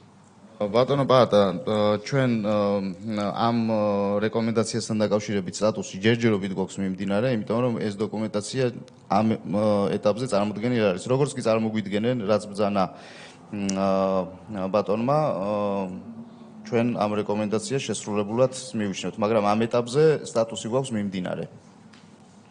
კი ბატონო. რა შეიძლება ორი თემიდან შედგება სატრანსპორტო საშუალებები და უძრავი ქონება. ნუ პრობლემა ჯერჯერობით სატრანსპორტო საშუალებების მხარე ჩავხურეთ და მომსახურების სააგენტოსთან დავამთავრეთ ეგ საკითხი, რაც შეეხება საჯარო რეესტრს, ჩვენ აუდიტის რეკომენდაციის შემდეგ გამოდენიმეჯერ გამოვითხოვეთ საჯარო რეესტრიდან ინფორმაცია, ყოველდღიური მუშაობა მიდის საჯარო რეესტრთან და ქონების მართვასთან, ფაქტიურად დღეს დარჩენილია 56 აქტივი, რომელზედაც შექმნილი გვაქვს კომისია, 56 აქტივი ეს წარმოადგენს საგარეჯოს რაიონს, აქ 27 აქტივზე უკვე რაც გავიარეთ და დავადასტურეთ, ეს არის კოდი, ეგრეთ წოდებული საკადასტრო კოდი, რაღაც პერიოდში საჯარო რეესტრმა შეცვალა კოდების აღრიცხვა, იქ ჩაიმატა 3 ნულები და ჩვენ ბატონ მამუკასთან ერთადაც გავიარეთ, რომ ის აქტივები ჩვენ ბაზაში გვაქვს, ოღონდ დღეს კოდების ცვლილება განხორციელებული და ფაქტიურად ცვლილების შესახებ ჩვენ ინფორმაცია არ მიგვიღია, ასე რომ 27 აქტივს პრობლემა არ აქვს, დარჩენილია 29 აქტივი, 29 აქტივი ეს არის ძირითადად მიწის არხები, თუმცა კომისია ამაზე მუშაობს. მიწის არხები, რომლებიც 90-იან წლებში კარგად გასაგები მიზეზების გამო არ იწმინდებოდა და მოხდა ამ მიწის არხების გადახურვა, გაქრობა, ზოგზე საბარგულები მოიწყო, ზოგზე მშენებლობა წავიდა. ჩვენ ახლა ვაკეთებთ ამის დეტალიზაციას, ამოვიღეთ არქივიდან ის ძველი კომუნისტური სისტემების ბაზები და კონკრეტულად ვეძებთ კოორდინატებით, სად მდებარეობდა ეს მიწის არხი, რომლის იდენტიფიცირება დღეს უნდა მოვახერხოთ. და ამას შემდეგ როდესაც დავამთავრებთ ამ 1 აპრილამდე გამისვლა და როგორც კი დავამთავრებთ ამის მოკვლევაც, რა თქმა უნდა, ვაცნობთ როგორც სამინისტროს, ასევე ქონების მართვის სააგენტოს და საჯარო რეესტრს და ამის შემდეგ განისაზღვრება მომავალი ქმედებები. ფაქტია, რომ დღეს ეს 29 აქტივისზე არც სამელიორაციო ინფრასტრუქტურა არსებობს და გვიჭირს იდენტიფიცირება კონკრეტულად რომელ არეალში მდებარეობდა რა. ანუ დავით თქვი ხნებოდათ? კითხვა მქონდა, ტექნიკასთან დაკავშირებით, რამდენად საკმარისი არსებული ტექნიკა მოთხოვნასთან მიმართებაში არის თუ არა შეკვეთები იმ რაოდენობის დავაკმაყოფილებ თუ არა, იმიტომ რომ ზოგ შემთხვევაში არის რეგიონებში პრობლემები, როდესაც გამომართავ ტექნიკასთან ქონდა საქმე და ნაწილის რეალიზება მოხერხდა თქვენს მიერ, კერძო სექტორმა იყიდა შემთხვევებიც ვიცი და რამდენად მოხდა განახლება ტექნიკის თუ იგივე ბაზაა არსებული ძველი შენარჩუნებული და დასერვისებული. არა, ну, სპეცტექნიკა ჩვენ ახლა როგორც აღნიშნეთ 434 ერთეული გვაქვს საერთო ჯამში ტექნიკა, თუმცა ესიც არ არის საკმარისი. ამასთან ერთად ჩვენი სპეცტექნიკა ბუნებრივად ისეთ პირობებში მუშაობს, რომ ძალიან დიდია რისკი გაფუჭების, ეს არის ტყე, წყალი, დინარეები, ასე შემდეგ. აქედან გამომდინარე ჩვენ შევიმუშავეთ ალტერნატიული მექანიზმი, ახლა უკვე განსადებული გვაქვს ტენდერზე, საქართველოს მასშტაბით ვაპირებთ ქირავნობის შესყიდვას ქირავნობაზე სპეცტექნიკების და მიხედვით, ზუსტად იმ პროცესების რისკების შესამცირებლად, რომ ჩვენ ხელი არ შეგვეშალოს სამუშაოების წარმოების მხრივ. ხშირია, რა თქმა უნდა, კითხავებით ისეთი მდგომარეობა, ჩავიყვანთ ბულდოზერს, დაიწყებს მუშაობას, იქ ქვა, წყალი ასე შემდეგ დაზიანდება, შემდეგ იმის წამოყვანა, სერვის ცენტრში მიყვანა, გარემონტება, ეს გარკვეულ პრობლემებს გვიქმნის, თან სულ ნალექსზე ვართ დამოკიდებული, აქედან გამომდინარე ეს რისკი დავაზღვიეთ ამ მიმართულებით. აი ახლა რამოდენიმე დღეში უკვე ბაზრის სკოლა ჩატარებული გვაქვს და ვაცხადებთ ქირავნობაზე, ну ფაქტია რომ სხვა შესაძლებლობა ფაქტიურად არ არის. რამდენი ტექნიკაც არ უნდა ვიყიდოთ, შეესაძლოა ისეთი ნალექი მოვიდეს და ისეთი მდგომარეობა შემიქმნას სამელიორაციო ინფრასტრუქტურაზე, რომ ათეულობით ტექნიკა დამჭირდეს იმას. ყველაფერი შეიძლება მოხდეს, მაგრამ ჩვენ უნდა ვიყოთ მზად რა ესეც. კი ბატონო, და აქედან გადავაზღვიეთ ეს რისკი, რა თქმა უნდა. მარგინა და ზუსტად. ჩვენ მიგესალმებით ახლა რა თქმა უნდა კერძო სექტორი თუ იქნება ჩართული ამ პროცესში უკეთესია, იმიტომ რომ არის ტექნიკა რეგიონში, რომელიც ზოგიერთ შემთხვევაში ვერ ყოველობს ამუშაოს და მზად არის თუნდაც მინიმალური ხარჯებით, მინიმალურ მოგებაზე იმუშაოს და ამიტომ მაგას მიგესალმებით. არა, კი ბატონო, ეს უკვე გავუთვალისწინეთ და ტენდერიც მალე ჩატარდება. სხვა შეკითხვა თუ არ არის, მე მინდა ასეთი რაღაც. ჩვენ ახლა გამოგიგზავნით წერილს აი ამ შეხვედრასთან დაკავშირებით და რაც თქვით, რომ ის გასწორებულია პირველი ნაწილი, აი მოგვაწოდეთ ეგ ინფორმაცია ჩვენს და აუდიტის სამსახურს რომ ვიცოდეთ, რომ ასე არის. პირველ ზედაც და მეორე ზედაც და თუ მასე არის, რასაც გვემზანებთ, ძალიან კარგი და დიდი მადლობა. მაგრამ უნდა ვიცოდეთ რა ახლა კი ბატონო, კი ბატონო. ეს რო უცხომ წაიკითხოს ვინმე ან სადმე გამოქვეყდეს, იფიქრებს რომ რა ხდება. არა, რა თქმა უნდა, რა თქმა უნდა. ხო და ამასაც მიქცევა უნდა ყურადღების იქ ხო გადასახადი მოდის რაღაც და თუ რამე არ არის დარეგისტრირებული და მიმართოთ რომ დარეგისტრდეს ასე.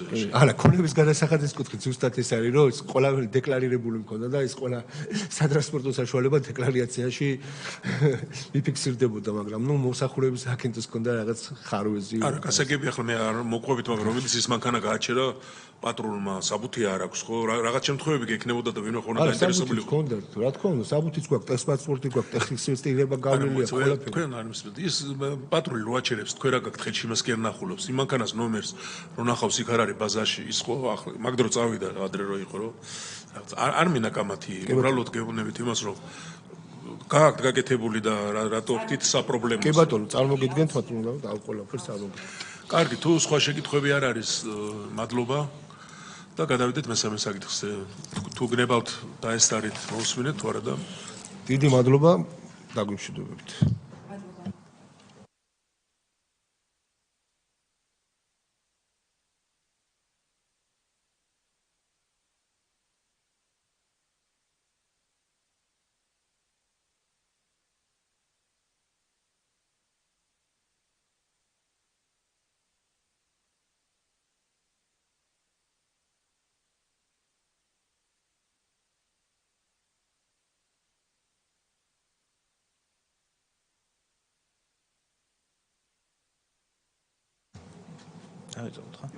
მადლობა. მესამე ანგარის წარმოგიდგენთ, რომელიც ეხება ფერმერთა რეესტრის შედგენას და ადმინისტრირებას. ვეცდები, რომ ვიცით, რომ დროში შეზღუდულები ვართ და ვეცდები, რომ ცოტა ოპერატიულად გავიაროთ. მოკლედ, мотиваციაზე დიდი ხანი არ შევჩერდებით, ვიცით, რომ სახელმწიფო საკმაოდ მნიშვნელოვან ინვესტიციებს აკეთებს ამ სექტორში უკვე დიდი ხანია. ჩვენ აუდიტის პერიოდში 2021-23 წლებში მაგალითად საშუალოდ 336 მილიონი ლარი იხარჯებოდა სოფლის მეურნეობაში და დაახლოებით 15-დან 20,000 ბენეფიციარამდე იყო ამ პროგრამების წლიურად. რა თქმა უნდა, ახლა ფერმერთა რეესტრის არსებობა მნიშვნელოვანია რამდენიმე მიზეზისთვის, მათ შორის არის რომ უკეთესად იწარმოოს პოლიტიკა, უფრო ტარგეტირებული პოლიტიკა იყოს, შემუშავებული ფერმერებისთვის, ვიცოდეთ დეტალურად მათ შესახებ ინფორმაცია და ასევე შეიძლება რაღაცა ისეთ სტიქიური მოვლენების დროს და სხვა არასტანდარტული სიტუაციების დროსაც ძალიან გამოადგეს სახელმწიფოს ამგვარი რეესტრის არსებობა, იმიტომ რომ იცოდეს დეტალურად რომელ რეგიონში რა მატერიალურ-ტექნიკური ბაზა არის და ასე შემდეგ. ასევე მესამე საკითხი, რომელიც ასევე მნიშვნელოვანი არის, რომ ეს იყო ევროკავშირის რამდენიმე პროგრამის ამ დაახლოების ევროკავშირთან დაახლოების ფარგლებში რამდენიმე პროგრამის მოთხოვნა იყო, რომ ქვეყანამ შეიმუშაოს ამგვარი რეესტრი. რა აუდიტის მიზანი იყო, რომ გვენახა თვითონ ეს რეესტრის შედგენის კომპილაციის, ასე ვთქვათ, მონაცემთა შეგროვების და განახლების და დაცულობისაც მათ შორის პროცესის ეფექტიანობა და პროდუქტიულობა. ნუ აუდიტის სახე იყო ეფექტიანობის აუდიტი, ობიექტები ძირითადად არ დაიყო, ანუ სოფლის განვითარების სააგენტო, თუმცა პოლიტიკის ნაწილში ობიექტად ასევე ყავდა სოფლის მეურნეობის სამინისტროს, როგორც ზედამხედველი ორგანიზაცია. აუდიტის პერიოდი იყო 21-დან 24 წლის ნოემბრამდე. ფერმერთა რეგისტრაციის პროცესზე ორიოდე სიტყვით ვიტყვი, რომ გასაგები იყო შემდეგ უკვე მიგნებების ნაწილი უკეთესად. 2018 წლიდან დაიწყო რეესტრის წარმოება, დადგენილება იყო მთავრობის დადგენილების მიხედვით, რომელმაც განსაზღვრა წესი თვითონ ამ ფერმერთა რეესტრის წარმოების. პირველადი ინფორმაციის შეგროვება მოხდა რამდენიმე სახელმწიფო ორგანიზაციისგან. შემდეგ უკვე თვითონ სააგენტო უკავშირდებოდა ფერმერებს სატელეფონო გამოკითხვის საშუალებით და ამ გზით ხდებოდა ამ რეესტრის შემუშავება და ასევე შემდეგ უკვე კონკრეტულად გარკვეული პროგრამების მიხედვით ხდებოდა პროგრამების ბენეფიციარების რეგისტრაცია ამ ბაზაში. თვითონ რეესტრის წარმოება ტექნიკურად ხორციელდებოდა საოფისე პროგრამების საშუალებით პირველ ეტაპზე, თუმცა 2020 წლიდან სამინისტრომ დააკონტრაქტა აბაკოსპა, არის იტალიური კომპანია, რომელიც ინფორმაციულ ტექნოლოგიურ მომსახურებას აწვდის ბევრ ქვეყანას, GIS სისტემების უძრავი ქონების რეგისტრაციის და ასე შემდეგ. საკმაოდ ევროპაშიც საკმაოდ აღიარებული კომპანია არის, ბევრ ქვეყანას უწევს ანალოგიურ მომსახურებას. ამ კომპანიასთან ჩვენმა სამინისტრომ გააფორმა ხელშეკრულება, რომ მათ წარმოებინათ ასევე ფერმერთა რეესტრის ტექნიკური მხარდაჭერაც. ამ აბაკოს კომპანიის ცალკეული მოდულები ისე საქართველოში და კონკრეტულად სოფლის მეურნეობის სამინისტროს სისტემაში 2014 წლიდან ინერგება სხვა პროექტების ფარგლებში. რაც შეეხება ახლა მიგნებებს. პირველი ნაწილი მიგნებების არის უფრო პროცესზე ორიენტირებული და მეორე არის უფრო ტექნიკური ნაწილი არის მეორე. პირველი მიგნება არის რომ 2018 წლიდან 2024 წლის ზაფხულის პერიოდისთვის 200,000 იყო, 207,000 ადამიანი იყო რეგისტრირებული, რაც ფერმერთა მთლიანი რაოდენობის 32% არის. ანუ პროცესი მაინც და მაინც ჩქარა არ მიდის, შეიძლება ითქვას, იმიტომ რომ 6 წლის განმავლობაში ნახევარზეც არ არის რეესტრი ჯერჯერობით შევსებული და ნუ სოფლის მეურნეობის და სამინისტროს სტრატეგიის მიხედვით 21-27 წლებში განსაზღვრული არის გარკვეული რაოდენობები, თუმცა ეს რაოდენობები არის მინიმუმი რაოდენობები, რაც უნდა დარეგისტრირდეს წლიურად. მაგალითად 24-27 წლებში 50,000-მდე ბენეფიციარის დარეგისტრირება იგეგმება, რაც ვერ უზრუნველყოფს იმას, რომ გონივრულ პერიოდში მოხდეს მთლიანად ამ რეესტრის შედგენა. ამას ახლა რა რისკი აქვს? მეორე რისკი არის ის, რომ მიგნება მეორე ნაწილის არის, რომ ძირითადად შევსება რეესტრის ხდება კოლ-ცენტრის ოპერატორების მიერ, ანუ თვითონ სააგენტოს ყავს გარკვეული სამსახური აქვს ამისთვის შექმნილი, რომელიც ფერმერებს უკავშირდება და სტანდარტიზებული კითხვარით ავსებს ამ მონაცემებს. ასევე არის, როდესაც თვითონ ფერმერები მიმართავენ სამინისტროს, როდესაც გარკვეული სერვისის მიღება უნდათ და მაშინაც ხდება მათი რეგისტრირება, როცა პროგრამაში, კონკრეტულ პროგრამაში დანერგემომავალი ირიგაციის თუ ასე შემდეგ რეგისტრირდებიან ფერმერები. თუმცა იქიდან გამომდინარე, რომ ეს დროში გაწერილი პროცესი არის ეს რეესტრის შედგენა, ეს პროცესი ავტომატიზებული არ არის, ანუ ბევრი სხვადასხვა მონაცემს ამუშავებს ეს რეესტრი და ეს ფერმერთა რეესტრი არ არის ავტომატიზებული და დაკავშირებული სხვა რეესტრებთან, რის შედეგადაც შეიძლება ეს ინფორმაცია მოძველდეს. ანუ რამდენიმე წლის განმავლობაში ბუნებრივია ფერმერის მიწის ფართობიდან დაწყებული მოძრავი ტექნიკა იქნება, საქონელი იქნება თუ ასე შემდეგ, სხვადასხვა პარამეტრი, რომელსაც ეს ფერმერთა რეესტრი აღრიცხავს, შეიძლება მნიშვნელოვნად შეიცვალოს. თუ პირველ მიგნებასაც გავითვალისწინებთ, რომ ეს მაგალითად წლებია ხო, რაც გრძელდება და ბუნებრივია, რომ რაღაც ცვლილებები იქნება. ამიტომ მნიშვნელოვანია, რომ გარკვეული ავტომატიზაცია მოხდეს სხვა რეესტრებს და უკავშირდეს ეს ჩვენი ფერმერთა რეესტრი, რომ ეს ინფორმაცია გარკვეული რეგულარობით განახლდეს. მით უმეტეს გარკვეული რეესტრების ისეთი როგორიც არის მაგალითად მოძრავი ქონების რეესტრი, ასევე ცხოველთა და რეესტრი არსებობს უკვე და შეიძლება რომ ეს ავტომატიზაცია განხორციელდეს. შესაბამისად, პირველი და მეორე რეკომენდაცია ეხება ამ რეესტრის გეგმა-გრაფიკს და ამ ინფორმაციის სიზუსტეს და განახლებას. პირველი რეკომენდაცია ეხება არის კონკრეტულად რომ წავიკითხო, რომ ფერმერთა რეესტრის მიზნების სრული და დროული რეალიზაციის უზრუნველსაყოფად და არსებული რესურსის გათვალისწინებით და გასული წლების გამოცდილებაზე დაყრდნობით შეიმუშაოს საბაზისო რეესტრის დასრულების გეგმა-გრაფიკი. და მეორე რეკომენდაცია არის სოფლის მეურნეობის შესახებ სტატისტიკური ინფორმაციის მოგროვების და ცენტრალიზაციის, ასევე დარგის განვითარების ხელშემწყობი პროგრამების /პროექტების მიზანმიმართულად დასაგეგმად და განსახორციელებლად ფერმერთა შესახებ სრული, ზუსტი და განახლებადი მონაცემების მოგროვების მიზნით განიხილოს რეგისტრაციის და რეესტრში შესატან მონაცემთა ვალიდაციის პროცესის ავტომატიზაციის შესაძლებლობა.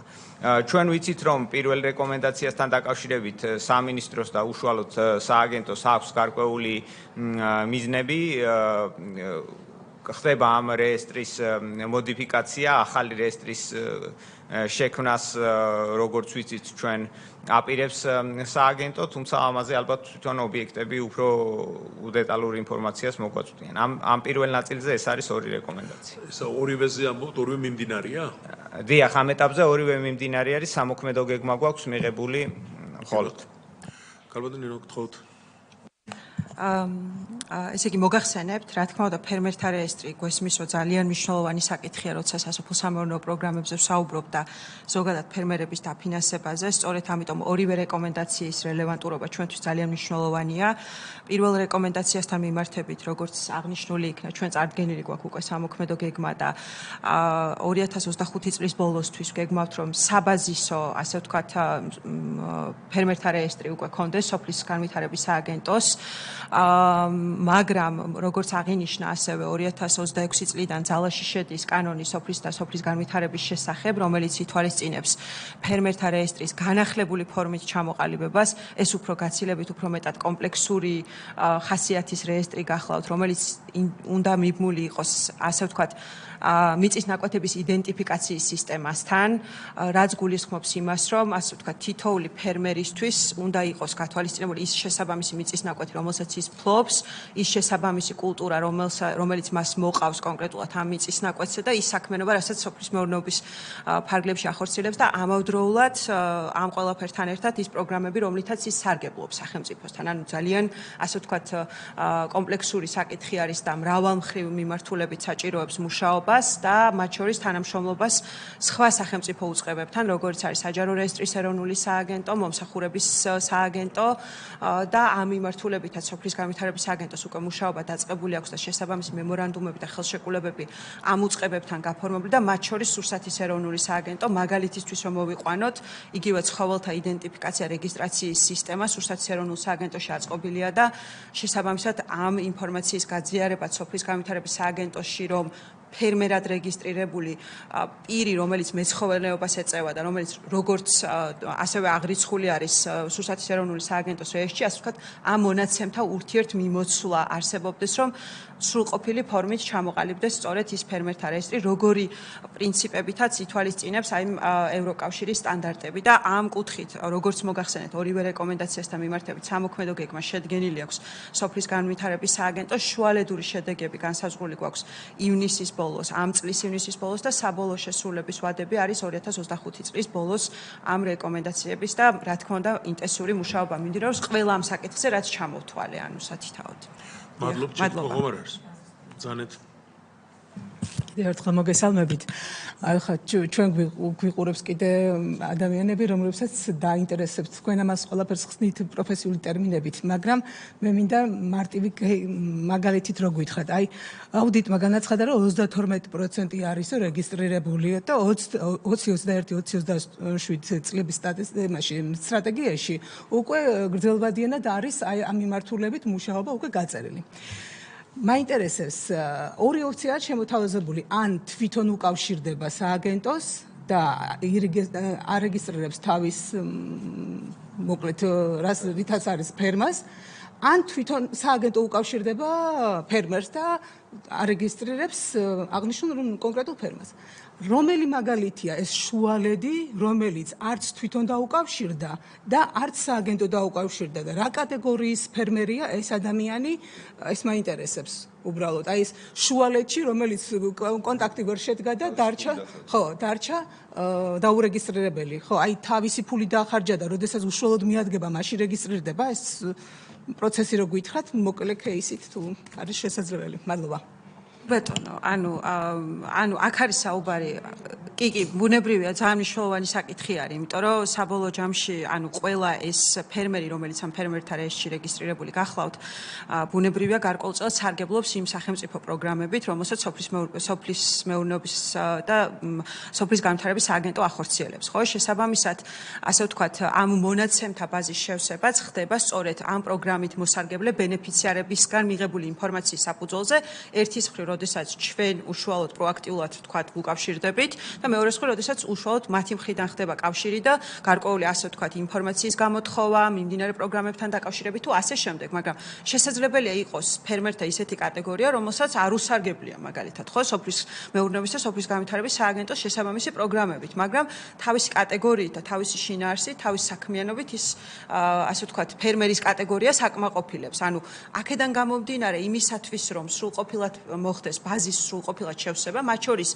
იმ პირების, რომლებსაც ამ დრომდე სოფლის მეურნეობის და სოფლის განვითარების სააგენტოს მიერ გამოცხადებული სახელმწიფო პროგრამებით არ უსარგებლია, რა თქმა უნდა, საჭირო არის როგორც სხვა სახელმწიფო უწყებებთან კომუნიკაცია და კოორდინაცია, როგორც არის რეესტრი, ვთქვათ, ხო, როგორც არის მომსახურების სააგენტო, როგორც არის ჩვენივე სურსათის ეროვნული სააგენტო, რომელსაც მაგალითად აქვს ცხოველთა რეგისტრაცია, იდენტიფიკაციის ცალკე სისტემა, სადაც აღრიცხულია ყველა ის ფერმერი, რომელსაც მეცხოველეობის სექტორში გარკვეული რაოდენობის, ასე ვთქვათ, საქონელი ყავს და ეწევა მესაქონლეობას, ხო?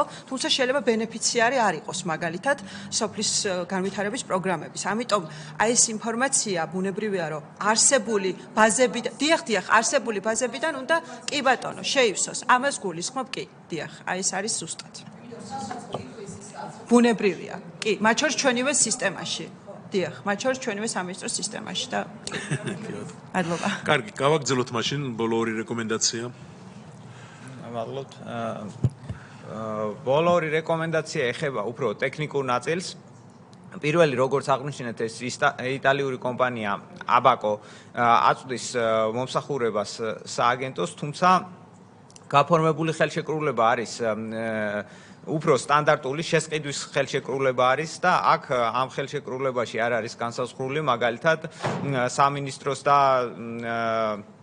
მომწოდებლის მიერ უფლებამოვალეობების გამიჯვნა ტექნიკურად რა დონეზე უნდა იყოს. ანუ მაგალითად როგორც წესი, როდესაც ტექნიკურად მომწოდებელი არის ამ ტიპის მომსახურების ხელშეკრულებაში უნდა იყოს მაგალითად გაწერილი მოთხოვნების ტექნიკური პარამეტრები უნდა იყოს გაწერილი სერვისის, მოკლედ რომ ვთქვათ, მაგალითად სისტემა თუ გაითიშა, რამდენი ხანი არის მისაღები სისტემის გათიშვისთვის, ან სამინისტროს მაგალითად გარკვეული მოდულების მოდიფიკაცია თუ ჭირდება. რა პერიოდში უნდა გაასწოროს ყველა ხარვეზი მაგალითად მომწოდებელმა კომპანიამ. ამ ნაწილებში ეს ტექნიკური პარამეტრები უკეთესი პრაქტიკის მიხედვით არ არის გაწერილი.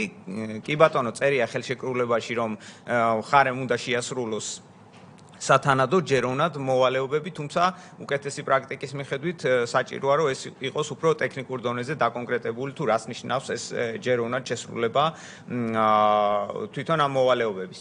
და ასევე, რა თქმა უნდა, სამინისტრო იქიდან გამომდინარე, რომ ეს მონაცემები არის პერსონალური ინფორმაცია, საჭირო არის საკმაოდ დიდი რესურსი გვაქვს ამ ბაზის შექმნაში ჩადებული, ახორციელებს თვითონ ამ ბაზების აღდგენის ტესტირებას.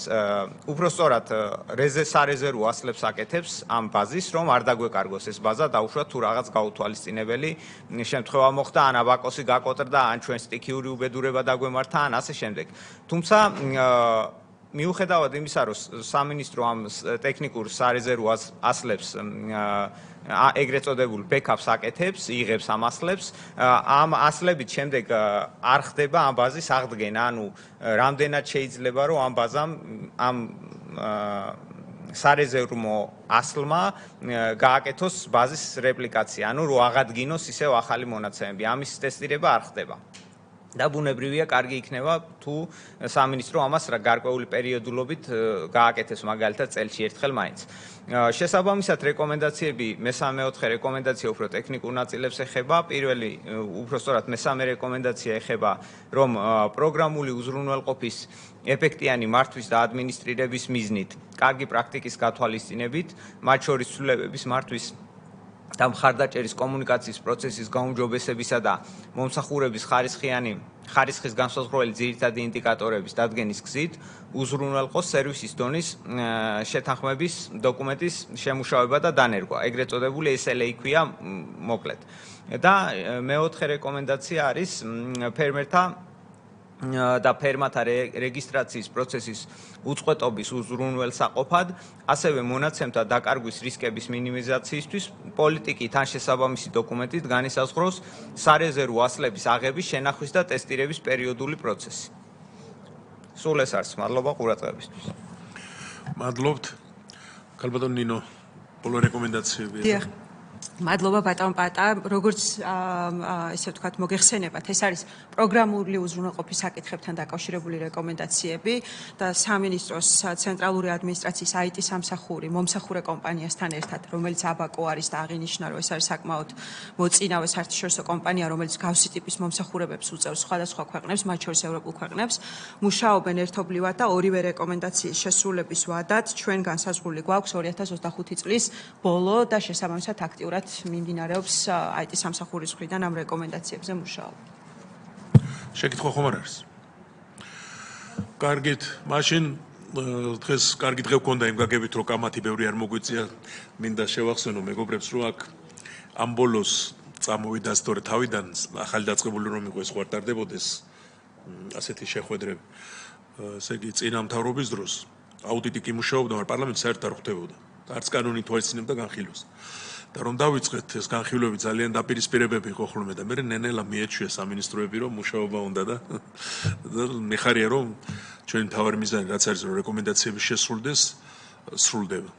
წარმატებას გისურვებთ, დიდი მადლობა მობრძანებისათვის. კომიტეტის წევრებს ცოტახან 5 წუთი შეგვიძლია დავისვენოთ და გავაგრძელოთ კომიტეტი. ნახევარზე იწყებ, ხო 7 წუთი.